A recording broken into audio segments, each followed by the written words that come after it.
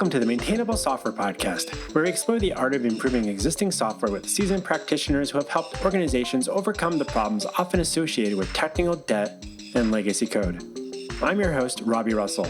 On this episode, Marianne Bellotti, author of the books Hiring Engineers and Kill It With Fire, Building Safety-Critical Systems. Marianne is currently an engineering manager at Rebellion Defense and joins us from Washington, D.C. in the U.S.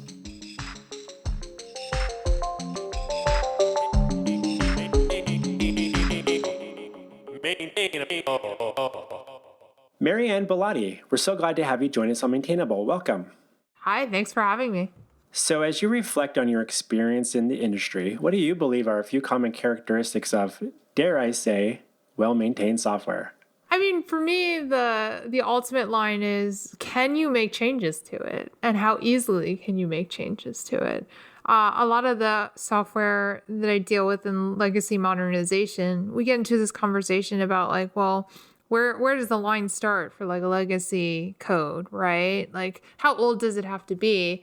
And I've always felt that was a poor way of judging software products, right? It doesn't matter how old it is. It matters if, like, can you maintain it? And the first thing that we find out when people can't maintain software is like, they don't really know what it does, and they're really afraid to make any changes to whatsoever, to the point of there might be somebody who's like 50, 60, 70, sometimes 80 years old, like still creaking around in the workplace because they're the person who was around when the thing was built in the first place. And they're the only one that people feel confident they know what the impacts of changes are. So that's always the first question for me is, can you make changes to this software confidently?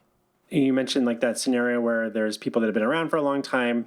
And we've had clients in those scenarios as well, where they have someone working at a company for 30, 40 years, and they know how everything works, but that person's supposed to retire maybe already, but they haven't for whatever reason, and then like there's this challenge for teams to like, well, if they leave, what happens then? Like it's all going to come falling down.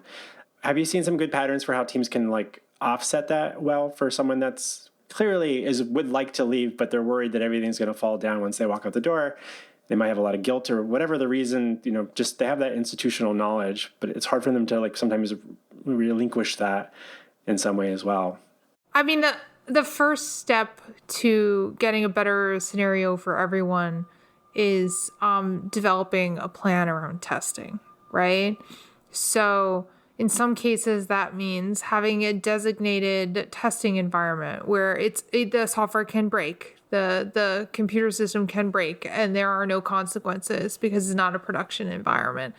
And then going through inputs where we know what the outputs should be and figuring out how we're automating that, right? And getting that like happy path worth of testing and slowly building out our test cases, because that's really what gives people confidence when they want to make changes on a system, is to be able to run a set of unit tests, maybe a set of integration tests, and see those little check marks appear on the screen to know that the defined outputs are not affected by changes. So that's usually where I start, is like, okay, what's really normal is that organizations will have a lot of that work done, but it'll be manual. They'll be in the land of manual QA testing. So they'll have a defined set of test cases of like, this is what should happen in these conditions when we run these commands. And so it's really great to start from that point because the thought has been done. Now it's just about the tooling. And then from that point on, it's just allowing people to sort of naturally start to build confidence that the system can be iterated on.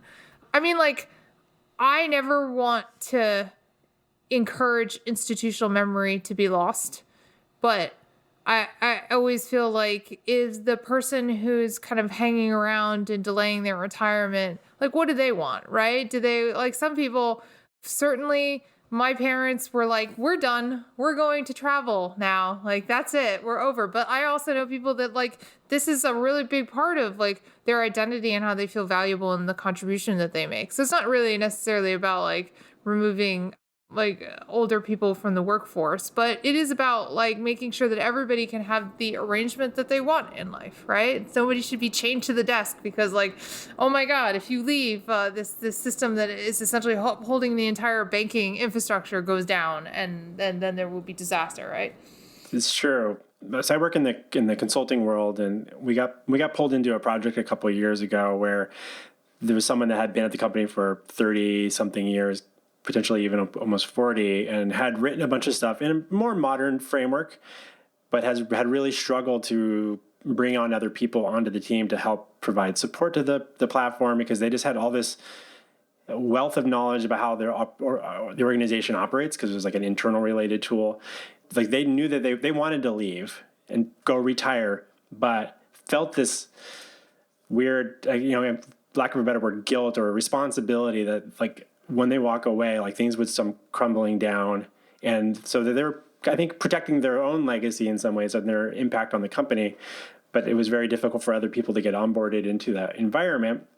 I didn't know how to best go into that scenario and help coach them through that challenge, because it wasn't that I felt like they didn't want to leave. It was just more of it was guilt, and maybe also a little bit of, if I had only had more time to make this simpler for other people, like I wish I had had more time. So there's like a little bit of like carrying it on, like feeling like it's their burden because they wish that they had done it differently or better documented or better explained things so that other people could get onboarded to that particular piece of software. It's also for some people, and if actually I say for a lot of people, 30 years of your life has been invested in maintaining this piece of software. And if it falls apart as soon as you leave, there's this feeling of like, well, what did I do for 30 years of my life, right? And so there are a lot of complex emotions that like kind of put people in these positions. But the fact of the matter is that like nobody being confident that the software can run without one person is a bad scenario, no matter who the person is, no matter like what the context around it is. We never want to be put in that situation where there's this one person, and if they get hit by a bus or struck by lightning or just want to go move to Fiji for the rest of their life, right, that would be an absolute disaster. So when we find ourselves in those sort of situations, we want to sort of treat it as like a confidence issue within the organization and figure out how do we build confidence and faith and trust in the system and our ability to change it. It was interesting talking with other people that had been more recently recruited to the team, and their perception was that person will just not let go. And there was like this, and maybe there might be some people listening, potentially even people that were part of that company listening to the podcast. For those that are like the newcomers and they're finding that they're hitting that friction point of being like, I don't feel like they're releasing it. They don't believe that I can take on this project. And so that's like an interesting dynamic. Do you have any advice on what you would offer those people on like how to maybe approach that person that's seemingly not ready to let go? Yeah, I would say that a lot of the stuff, and by stuff I mean process and tooling, that we develop in order to build high quality software at scale are also really useful in negotiating some of these interpersonal organizational issues, right? So if I have a tech lead on my team that doesn't trust anybody else to contribute to a particular piece of software, my first instinct is to go look at what our CI/CD process looks like, right? Because like if there's something that's not covered in the pipeline, if there's a check that we should be running, if there's something that go wrong that's not reflected in our CI/CD pipeline, then perhaps we should change our CI/CD pipeline so that it is reflected, right? And so I like to take these kind of situations and step away from individual people's feelings, like a half step back and kind of go, well, we should trust these systems that we put in place to make sure that we are deploying software correctly and that all the I's are dotted and all the T's are crossed. And if we don't trust these things, then we should fix these things so that we do trust them. And I feel once you take away that emphasis on that one particular person and their feelings, and you just make it, no, in general, like we want to be able to trust the process, then that kind of helps ease some of the tension there. But I will say that you hit on a really good point. Like, I think it's very obvious and somewhat unhelpful to tell people, well, don't end up in a situation where you have one person that's supporting the entire world. Like, I think most people know that would be a bad scenario, but like, what is the pathway to that scenario? And I think the first sign is often how long does it take you to onboard new engineers. So when I'm talking with people about well, does this system need to be changed? Do we have a problem? That's often the first question I ask them when we're trying to just assess whether they have a problem. It's like, well, okay, so how long does it take you to onboard a new engineer? If we hired an engineer today, when would you be expecting them to make like contributions to production? And that number, there's no hard and fast number on that, because like you'll have some organizations that will say like, well, day one. And then some organizations will say week one. And then some organizations are a little bit more conservative. And sometimes that's not about the quality of the technology. Sometimes that's about the regulatory landscape or actually the norms of what they're working on. So I was a couple weeks ago, I was in Mountain View attending a Erlang conference, and we were talking about secure validated kernels. And like something like kernel development has a completely different release cycle than a web application. And so when you're in the world of like kernel and OS development, when you are releasing things into production and how long it takes you as a new engineer to actually like put code in a production and release, it might actually be quite longer than it is in web development. And that could be fine. That is not necessarily a signal that something is slipping. So it does vary by industry, and it's just basically, what do you think is realistic and what length of time, what length of delay gets you to start to worry? That's a good point there. I hadn't thought about so much on the industry specific aspects to the answering that question. Because when we speak as prospective clients, I'm always curious about things like how long does it take you to onboard new people? You know, how long does it take you to push a bug fix out? Like, what are the steps that you need to go through? Like, how quickly can someone on your team push a bug fix and get it out to the people that it's impacting? Is that minutes, weeks? You know, somewhere in between, and definitely helps highlight a lot of potential areas or inefficiencies or lack, or as you pointed out, maybe areas where there's a lack of confidence because, well, we always got to run it through a QA process, and that would require that person being available or that team being available, and that might take a few days for them to get to it because they're working on other things. It's interesting to me the extent to which the most loud and most common voices in software are web development voices, distributed web-based systems. And like, that's where I came from too. So I'm not knocking on it. I love it, but that's not the only form of software engineering that exists in the world. And like, some people do have a very different context, particularly like the regulatory environment on some of these systems is quite oppressive. And like, sometimes there's just nothing you can do about that, right? So we're at work right now, we're going through a process that the government has called authorization to operate. And it's a very arduous, long certification process.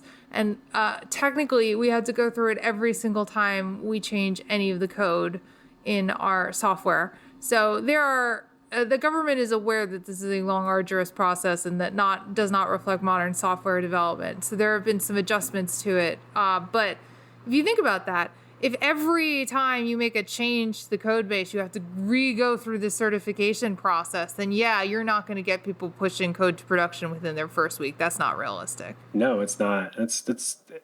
Now, you know, you're talking about that, and then I often see how, as you mentioned, like web developers tend to be probably the most vocal on the web, maybe because that's where they're doing most of the work or what have you. They build it, and then they get to monopolize the conversation on it, right?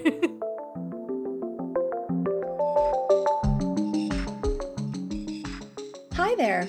We hope you're enjoying this week's episode of Maintainable. While you've been listening, has anyone crossed your mind who might be looking for help with their Ruby on Rails application? Planet Argon, the producer of Maintainable podcast, would love to meet them. In fact, we've got a pretty sweet referral bonus program set up. If you send someone our way and they sign up for Planet Argon services, we'll give them a $1,000 discount. And your reward? We'll send you $1,000 just for connecting us to the right person. Sounds like a win-win for everyone. Head on over to planetargon.com/referrals for more info. That's planetargon.com/referrals. All right, let's get back to this week's episode.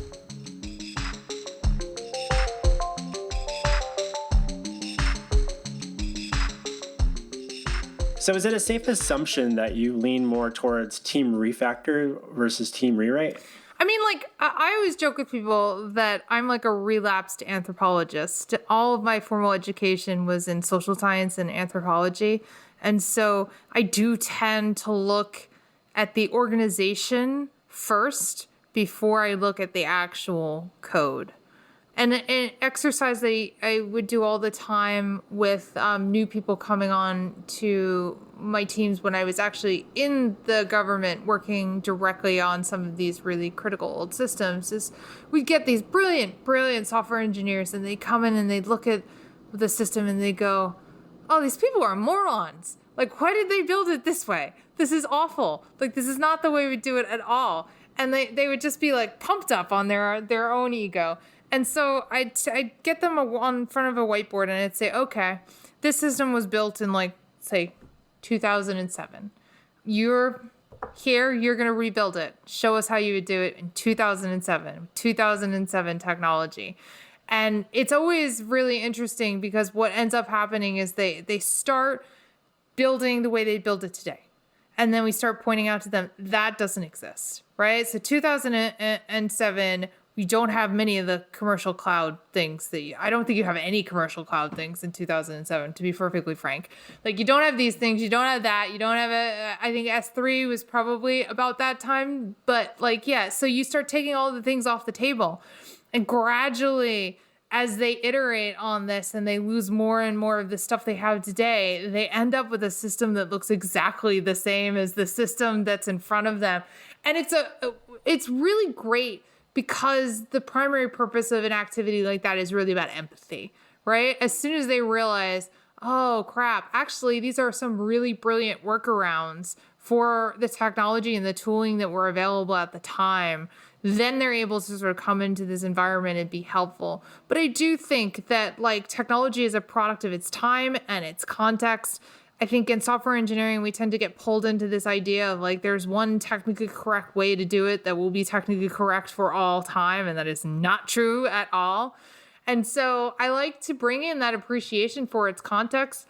And also, Conway's Law is a real thing, right? I have watched people develop systems that very much reflect the patterns of the organization and its communication and its structure all the time. So I think just having an appreciation for that as well is a really great reference guide to like, okay, how are we going to make this system better, right? Once we have a little bit of that lay of the land, then I feel like we can actually talk about like, so are we putting this on Kubernetes, and like having a conversation about that, right?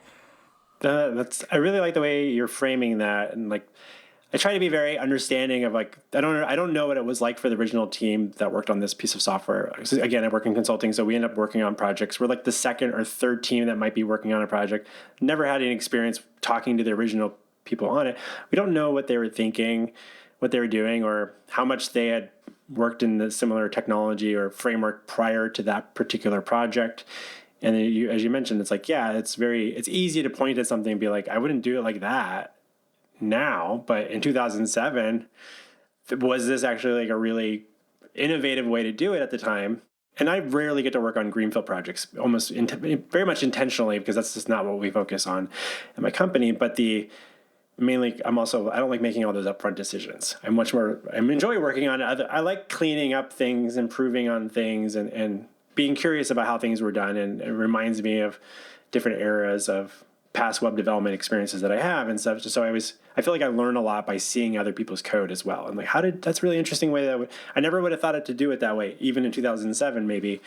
What can I learn from this? But then, yeah, I think it's easy for a lot of companies, or I'm saying it's not easy, but I think it's a challenge for a lot of companies to have people come in and be like constantly maybe pointing back and be like, we need to get these things updated with the newest things. Potentially, for various reasons. I often hear like recruitment is a challenge because maybe some people think that no one's going to want to work on this older platform because they haven't gone through larger upgrades in a decade, and they haven't had the budget for it, or the people that have stuck around, and everybody got nervous of breaking things because actually the confidence thing. So what sort of advice would you offer to teams kind of navigating that, where they're maybe thinking, should we rewrite, or maybe we shouldn't? What should they be doing before they maybe make that decision? Yeah, so I think what's hard about these kind of questions is that they're all business decisions, right? There are scenarios where option A is the right option, and there are scenarios where option B is the right option. And then there are scenarios where neither one of those things are the right option, and you're in fact asking completely the wrong question. And so one of the things I do when I take on consulting work these days is I actually have a slide deck of scenarios, and I'll be like, oh no, we have a COBOL mainframe, and like we're having trouble hiring COBOL programmers. Do we rewrite the system from scratch in Java, or insert language here? It doesn't really matter. Or do we hire a bunch of new grads and train them in COBOL? Like, what do we do? And like actually opening this up for debate and seeing if we can get people to have like a rousing debate, because both of those are viable approaches to that problem of like, we're having trouble hiring experienced programmers in the language that our system is in. You can grow them, or you can change the language the system is in to be in a space where there's a better odds of finding talent. Like I've seen both of these things work. And it's really a question of what is the organization's actual tolerance for risk? What is the reward picture for each one of these issues? Like, what is the actual cost of doing both of them? And like, where does the organization want to invest the money? Because not every organization really likes the idea of we're going to run a training program to build people who have very little experience into the workforce that we need. But an organization like IBM loves it, right? Because like IBM's bread and butter is still mainframes today. At some point, an IBM lawyer is going to call me up and be like, stop saying that. That's not true. But like a huge part of what they do is still invested in mainframes. And so from their perspective, bringing people in and training them on the languages and the technologies that are also common with mainframes makes a lot of business sense. That's probably not necessarily the case for another organization where their core business really has nothing to do with these technologies. Their systems just happen to be in these technologies. So I really like to encourage the perspective that like both of these options are good potential options. It's really about the organization figuring out where it wants to invest its time, its energy, and its money. I think that sort of takes some of the vitriol and drama out of these conversations. When people don't think like there is one right answer and like this is the silver bullet that we must apply in all of these scenarios, and they just realize that it's really about organizational priorities, it becomes easier to have these conversations without people getting very upset about their outcome. Right. You think about these two options, and I suppose the third option is to maintain the status quo of how, just like this, we're going to keep doing what we're doing, and we'll come back to this topic one day in the future because we're not ready to make a big decision on whether or not we want to do a major refactoring or recruit a bunch of people and train them up, or start the big rewrite, because people have said that might result in chaos as well. For the people that are rewriting it, going to set things up better next time than we did the first time, or will we be in the same problem again in 5 to 10 years from now and be like, here we go again? Yeah, probably. So probably. Why do you think there's any correlation between, because software is this malleable thing that it's, when we build cities and houses, there's an importance. We can build new track homes, and there's a market for that, but there's also a market for like buying older places and maintaining them, taking care of them, updating. And that takes a lot of time and energy, and that's appreciated. But do you feel like I sometimes wonder if we think that we're too separate from like other types of construction because it's software. So it's just delete all these files and we'll just start over, and like, it's easy, it's free, but not. Do you feel like something wrong with our industry, how we think about this? Yeah. Well, first that's a very specific group of people, and like it is a voice that people are used to hearing, the idea of just rewrite it because it's all garbage. But there are lots of people that feel very differently about it. I was giggling because as you were saying this, I was imagining in my head the programmer's equivalent of This Old House. Like, what if we took like a legacy system and we just did a series about like very carefully restoring it to its original condition? Unfortunately, I don't know that we see code as like a craft in that sense, but there are definitely people like myself who are really fascinated and think that legacy systems are quite lovely. And one of my favorite conferences, which was put on once and has not repeated itself, which makes me very sad, was this conference called Systems We Love. And the premise of it was like Papers We Love. They were going to invite a bunch of speakers to just talk in depth about one system that they either had worked on or had learned about, and like everything that they loved about it. And so it was like a bunch of deep dives into architecture and stuff like that. And we were laughing about it during the conference because they had not planned it this way, but every single speaker had picked a legacy system. So we ended up referring to this conference as like Antiques Roadshow Computer Science Edition. But it just goes to show you that like there are a large number of people for whom legacy modernization is not automatically about a rewrite because they genuinely enjoy and appreciate old systems. I think I just look at like all of the times that like Lisp has come back into fashion in one way or another. And I feel like there are certain elements of technology that they're paradigms that have a historical relevance. They have a kind of a provenance that people do, you know, kind of come back to many times within their careers and like refined appreciation for. And so I'm not totally without hope, but I actually do think it'd be really fun to kind of do like a This Old House for like computer systems.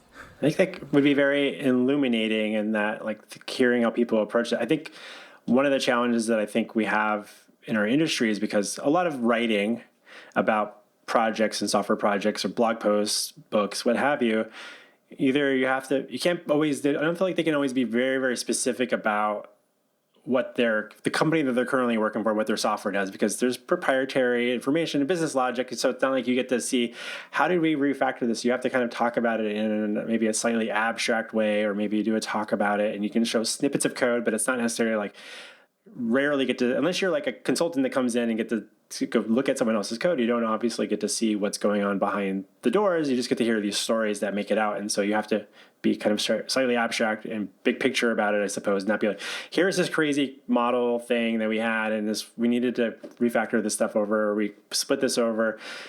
And so sometimes I think it's difficult for some people maybe in their career to know what that even really looks like until they do it themselves or have an opportunity to witness it within their own teams.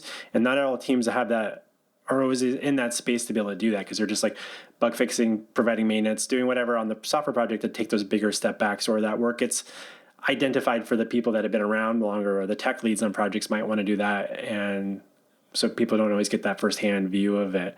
Have you experienced anything like that? Or what do you think we as a community could be doing better to help share these stories, to help people appreciate the upkeep and restoration aspects of software development? Yeah, for every system that I talk about in depth, there is always at least 3 people that are very anxious about me doing that and would prefer that I not do it at all. And so there are various strategies I have of approaching that. The first one is just kind of not mentioning where that system is or any information that would identify where that system is, right? Like, and in a lot of ways, it's easier to do that than people assume. Like, if you're talking about a database and like how it interacts with a fleet of web apps, it isn't necessarily relevant, like what the data looks like or where the data comes from or like what the web apps are doing all the time. But the other way is to sort of like abstract the system a little bit, like loosen some of the details. I think one of the ways to solve this problem is to kind of encourage more of like small mentor groups where, I mean, the reason why it is a problem to speak about legacy, so well, any kind of system and architecture is because generally speaking, the way that we share information is on a stage at a conference, right? But that doesn't have to be the way that we share information, right? Like, and inside within organizations, it's not uncommon for people to do architectural deep dives where they kind of go into the history of like why decisions were made about systems. What I think would be interesting is to get more of a practice around doing that across organizations on peer levels in a way that's confidential and safe. Because I think meeting with a handful of engineers and discussing problems and challenges and quirks of systems, I think there's a fairly hard tolerance for that sort of professional knowledge sharing. It's just about scale, really. When you start to do it and it's posted to YouTube, people start to get very nervous about intellectual property. So that's sort of my take on it.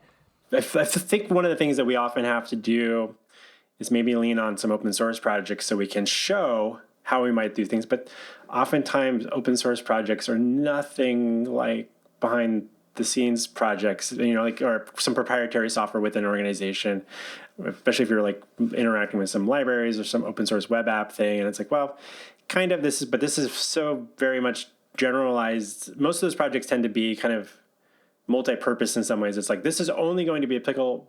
This piece of open source project web app is only going to really ever need to be used by a company that prints labels for a business. It's like, they're probably not going to build that and then necessarily open source the whole thing so that their competitor can operate their business in the same exact way. You have to kind of pick, like, where can you show code examples of how you would reapproach things with like real business problems, not necessarily generic version of those types of problems that you would see maybe in an open source project because it's like a blog or something. Like, that's maybe not the best way to kind of illustrate that. Sometimes it's not bad. It's just, but I think it's hard for people like, how do I reapply this? It's a very similar way. I read a lot of business books as someone that runs a business, and most of those business, like, I think a lot of the businesses that would benefit the most from these books on how to organize your business or how to market your business rely on like product-based business or something. I'm like, what if you're a company that's like an agency where, or even a software team development related books, like, this sounds great if we just only worked on our own software, but when we work on a bunch of different companies' software, it's really hard to apply directly the lessons we're taking from people that work in product related companies. Yeah. And you also have to appreciate that we're kind of right now going through a very natural kill your darlings phase where a lot of people are looking at like the writing that was done before on best practices of software engineering, like, for example, design patterns, and just looking at it and going, wait a minute, there's no actual evidence that this is a smart thing to do. Where did this actually come from? What was the experience that these learnings came from? Or did this person just make this stuff up? And often the answer is yes, this person made this stuff up and it was used for a while, but like maybe not the dogma that people expected it to be.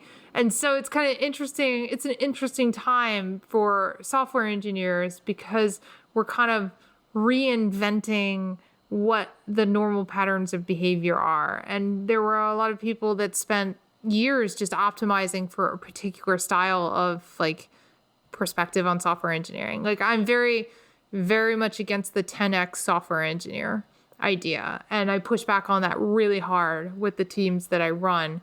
And there are lots of engineers that like have basically grown up with the idea that that was your career goal, to get to the part where you were like a one-man engineering team and you could just do it all. And like now the industry is changing its attitudes towards that. And like a lot of these people, it's like, well, wait a minute, hold on a second. Like, who am I in this like different model, in this different paradigm? So it's fascinating seeing how things evolve and return and like things get revisited. But yeah, I hear you on the myth of the 10x developer there. I want to pivot a little bit and talk about your book, Kill It With Fire. I mean, we've been talking about the book the entire time. We just So for the listeners that aren't familiar with it yet, who is your target audience for it? Is it just any type of software developer, or are there certain types of people listening? If they're listening, assuming that at least more than just you and I hearing this conversation, for those listening, like, what sort of scenarios do you think this would be most helpful for them to like go pick up your book and dive into? Yeah, so it is written for roughly two groups of people. The first are software engineers, and I don't really have a specific software engineer in mind, although I will say that the vast majority of my experience is in web-based systems and either taking old systems and answering that question of, are we transitioning to this web-based system, or dealing with like the development and maintenance of web-based systems. So there is a bias in like the types of examples I think about and like the types of experiences that I had towards that, away from like low-level computing, embedded systems, and other types of software engineering. but it shouldn't be so much of a bias that it's completely without value. And the feedback that I've gotten from people from different types of software engineering that have read it has been that they've still found it to be valuable and interesting. The second group of people that I really wanted to target were really more of the people on the business side. So like CTOs, CIOs, CISOs, people who are in charge of leading these efforts, who generally kick off the modernization efforts, and trying to really give them a very clear picture of like, one, why do these things go wrong? Why are the talking points that you gravitate towards maybe not the right solution to your problem? So it is very common for a senior executive to hear a bunch of noise about XYZ technology or tooling and to just decide that this will obviously fix all of the organization's problems, and then to come in and top down and say like, we're going to cloud, guys. That's the thing. I've heard all this stuff about how the cloud is where everything is, so we're going to cloud. Sometimes that's the right decision. It's not necessarily the right decision because it's a buzzword of the moment, right? And so cloud is a good example, but AI is also a good example. I have this long conversation with people these days about like, well, what is AI exactly? Because it's not, in my opinion, a distinct set of technologies. It's really, I would argue, it's a user experience. When we design the computer program to run as if to give the suggestion that it has agency and it is making decisions, we call that AI. When we take exactly the same technology and we put it in a different context and we don't present it as if the computer is making a decision, we typically just call those things algorithms and statistical models and leave them as that at that.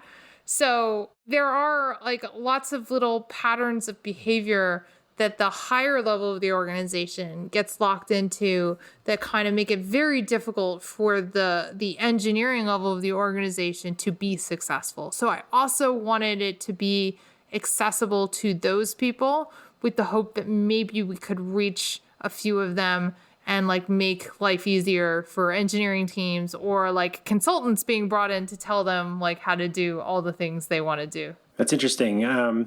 Just so that we have maybe for myself and the listeners, what do you mean by modernization? So I use the word modernization because it's the common language, but one of the first things that I tell people about this is that for me, it's not about modernization because modernization implies new system good, old system bad, and I don't believe that's true. My preferred way of thinking about what we're doing with legacy systems is restoring them to operational excellence. So, I mean, the less flashy way of saying that is, can you run and maintain the thing, right? If you can run it and you have defined SLAs, and you are within those SLAs, whatever they may be, and you have a monitoring system so that you can know that you're within those SLAs, and you can make changes to it, then I mean, keep on chugging with that COBOL mainframe. Like that seems fine to me, right? It's I think the problem becomes when people can't maintain them and they can't operate them and what level of performance they have is whatever the machine feels like giving them at the time, and they have absolutely no way of knowing about what it is. Like that's the part where I feel like, no, full stop. We need to make serious changes now.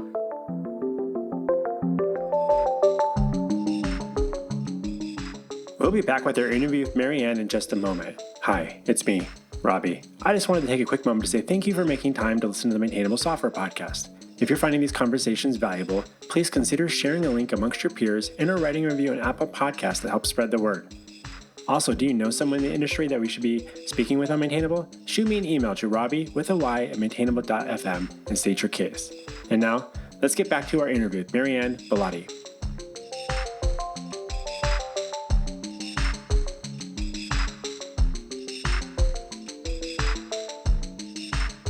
What about in just knowing that this is an area that you spent a lot of your career in web development in particular? Let's say that you've got say there's a monolith application written in Ruby on Rails. That's primarily where I work in that space, and which wild to think that I've been doing this for like 17 or 18 years now with that. I'm like, that sounds wild. But I think one of the things that I've often heard people struggle with is like knowing when they should split things apart into microservices, because that's been a thing. And I feel like that's maybe even started to the pendulum is swinging back probably the other way in some ways at the moment now.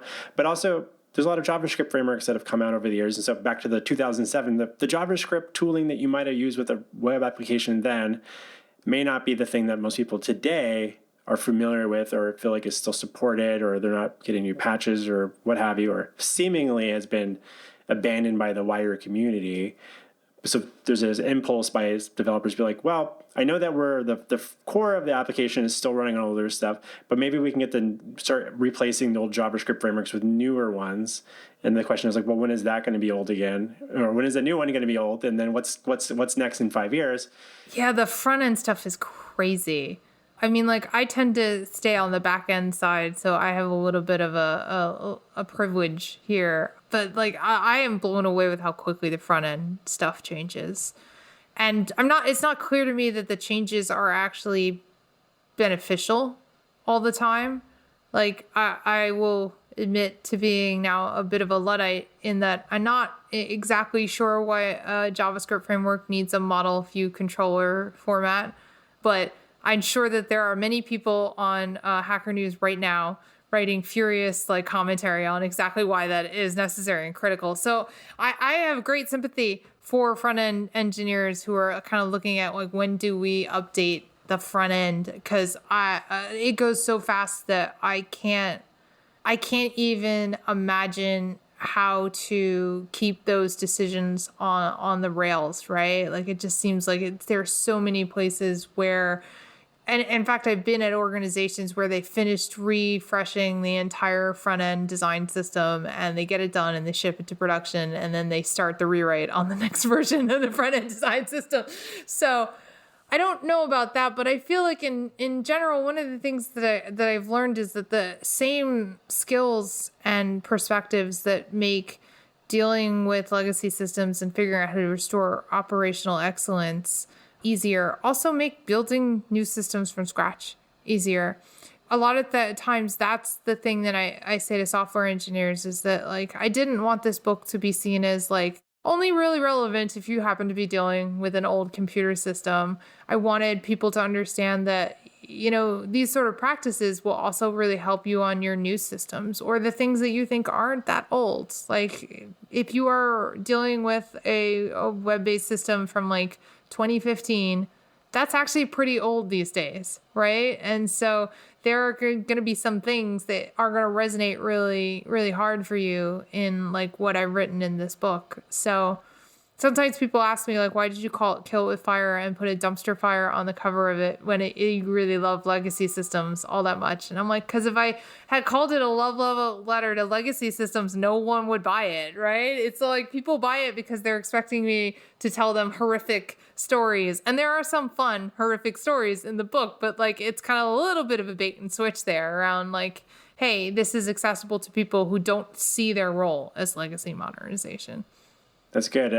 Definitely include links to that in the show notes for everybody as well. I've only been able to read a couple of the sampler chapters, so I'm going to definitely pick that up. I'm really curious to learn more about your bait and switch there. But as someone that employs software developers, I've had employees that are very nervous about focusing on maybe a technology for too long because of their resume and what access they might have to new things in the future to work at some other company. And so they feel like, well, you only focus on these few technical stacks.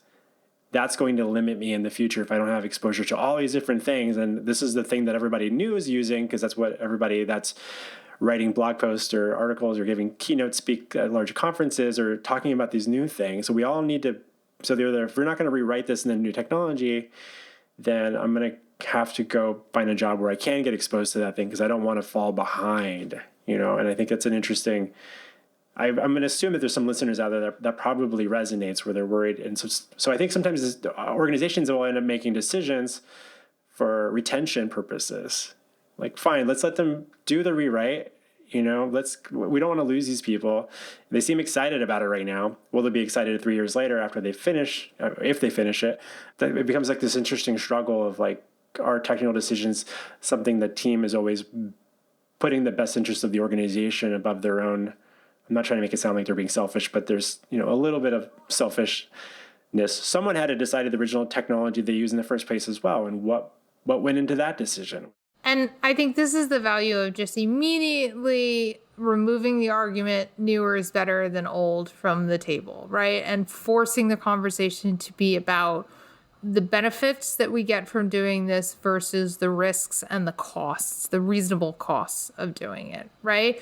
Because often those kind of resume building exercises, and that's the way I refer to them, as resume building exercises, they are hidden under the, well, it's new, right? It's new and it's better and it scales better and it's more performant. And like none of those statements are ever qualified with actual like data, right? Like you're going to tell me something scales better, then the first question I'm going to ask you is under what use cases and like what metrics are we using here? Are we talking about performance? Are we talking about latency? Are we talking about availability? Are we talking about something else? Like what are we really looking at and judging it by?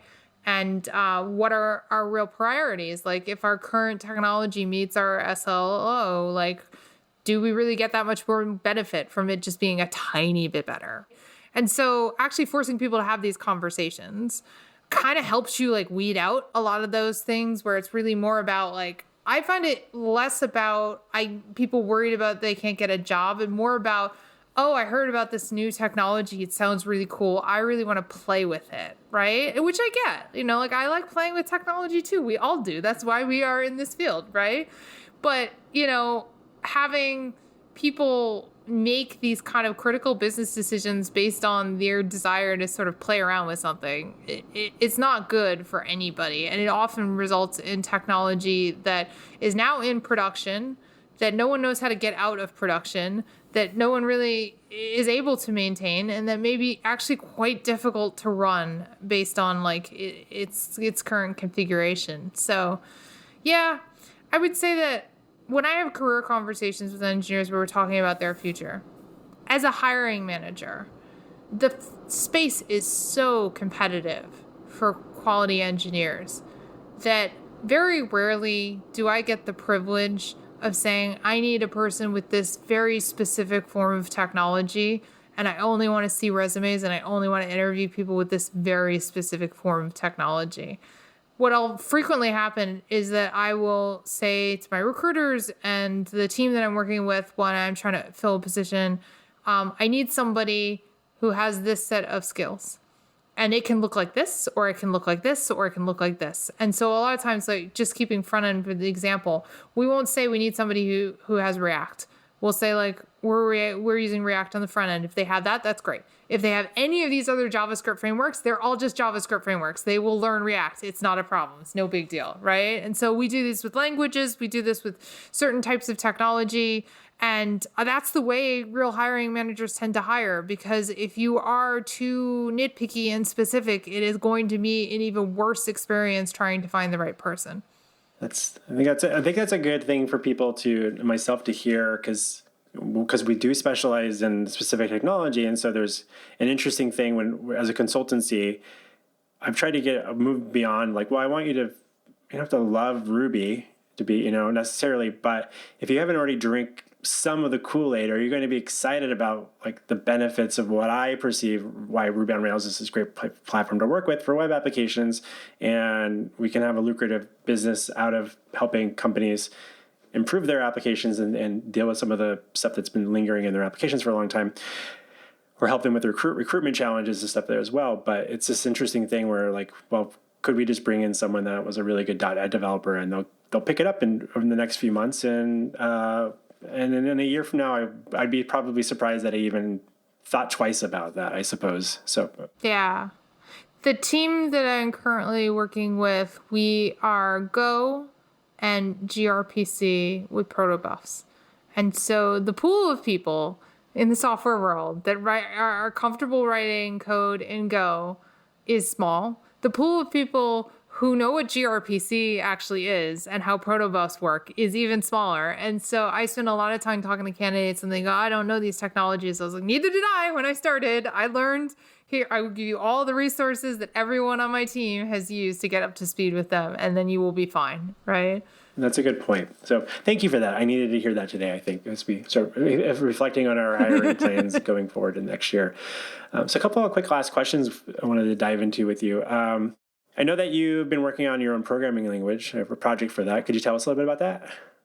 So I have gone very, very deep down the rabbit hole of formal verification. And so I'll give you the quickest answer I can give to the question, what is formal verification, in order to give proper background. When we write certain types of code, we need to be able to mathematically prove that when we get an input, we get a particular output and that they behave correctly. And so the way we do that is with Boolean logic. It's called first order logic, which is essentially we set a series of true-false statements, and then we have the computer tell us whether there's ever a scenario or a state that is possible that we think is impossible. So if you have any experience with a language like Prolog, it's a very similar concept to logic programming.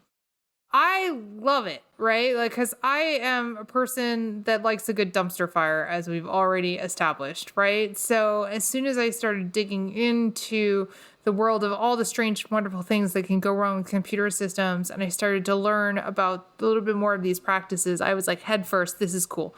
The problem with formal verification, and I spent a lot of time like talking publicly about these kind of challenges, is that it doesn't really fit the web development software lifecycle for a couple of different reasons. The first is the turnaround time that we are expecting from software engineers. When your classic web development engineering team takes great pride in shipping updates to production multiple times a day. And the idea behind formal verification is you write a specification for the system with your requirements, you mathematically prove all your requirements, and then you write the code as close to the spec as you can. And those two things are like at ends with one another, because with all of these updates, you are very quickly drifting away from the specification. And like, when do you update the spec and all of that? But the other reason why it doesn't really work is that distributed systems, these kind of systems that we build for the web these days, aren't really about algorithms and mathematical correctness so much anymore. Like, we definitely have algorithms, but we don't generally write them. We usually have a library for that some very much smarter MIT person has written the algorithm in like our desired language, what have you. Really what most software engineers in that space are doing are creating feedback loops, right? Where the state of the system is changing as a result of other changes made to the system and how resources are being distributed around the system. And like, that is a completely different type of challenge. And so what I found really interesting is that we actually had like mathematicians from MIT develop a way of modeling systems that looked like that. But they did it for the business school in MIT, not for the computer science school in MIT. So it's like grown, it's called system dynamics. It has grown up in parallel to a lot of the formal verification work, but completely disconnected from it. And so about, I guess now 2 years ago, I was going into lockdown like everybody else. And I was kind of thinking about like, well, why couldn't we build a model checker for a system that's structured under a system dynamics perspective? Like, there didn't seem to me to be any particular reason why we couldn't use the tooling for formal verification to run a bounded model and perform certain tests on it. And then I just sort of became obsessed with that idea because, like everybody else during lockdown, I had nothing else to do with my time. And I'd always wanted to write a compiler, right? That was one of my kind of like milestone goals. I feel like I will learn a lot. It will make me a better programmer. And I'd always wanted to do it. And so a work colleague of mine one day said, well, why don't you just do it? And I'm like, why don't I just do it? So the language is called Fault. It is in like a rough, awful pre-alpha state, which is my most favorite time of the project. And it is really about like trying to crack the way we represent systems and then reason about them. And I've been spending a bit of time these days talking to potential sponsors and funders about this idea of like, not just about the verification part of it, but more about the reasoning part of it.